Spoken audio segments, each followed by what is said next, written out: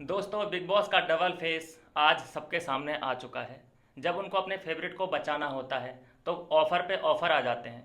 आज जब उनको दीपक चौरसिया को बचाना था तो कह रहे हैं कि जी बरसात के दिन चल रहे हैं और मौसम बहुत सुहावना हो चुका है, तो ये समर ऑफर चला है, अब कोई एविक्शन नहीं होगा आज।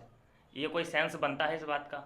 कल ही कल भी बारिश हो रही थी, कल एविक्ट होने वाला था कटारिया, तब वो ऑफर कहाँ था? आज जब एविक्शन की बारी आई और दीपक चौरसिया उसमें साफ साफ जाते हुए दिखाई दे रहे थे, तो अचानक वो आ गया, ऑफर, समर ऑफर आ गया। तो ये डबल फेस एक ना, ठीक है, डबल फेस सभी के होते हैं, मैं नहीं मानता कि किसी का डबल फेस नहीं हो। हर सिचुएशन में हर बंदा अलग अलग सोच रखता है। लेकिन आप इस बात का ढिंढोरा मत पीटो ना कि जो भी होता है वो ऑडियंस के लिए होता है। ऑडियंस ही इस शो के कर्ता धर्ता को डिसाइड करती है। कौन आगे जाएगा, कौन पीछे रह जाएगा, कौन एविक्ट होगा, ये सब ऑडियंस के हाथ में होता है। ऐसा लगा, हम भी ऑडियंस ही हैं, हमको तो कभी ऐसा नहीं लगा कि सब कुछ हमारे ही हाथ में है।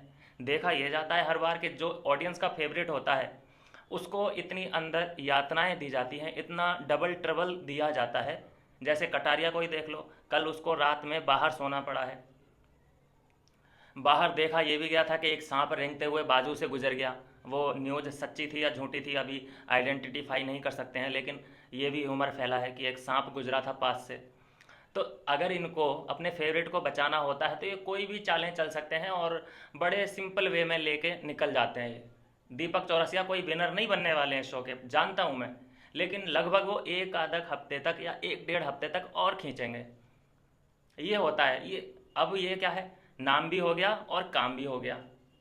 ये है, नाम किसका हुआ? कटारिया का हुआ कि उसने बचा लिया मेरे रिक्वेस्ट करने पे। रिक्वेस्ट तो जो बोला गया है वो बोल रहा हूँ मैं, बिल्कुल एक्यूरेट वर्ड हैं ये बिग बॉस के, कि ऑफर दिया गया था कटारिया को कि यार ऐसा ऐसा करना है, क्या हो सकता है?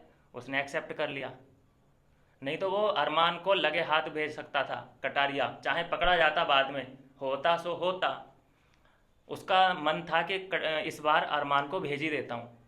और उसके बाद क्या था कि सबको शक भी हो ही जाना था कि यार ये तो कटारिया का ही काम हो सकता है या विशाल का काम हो सकता है, अरमान को अगर बाहर भेजा है तो।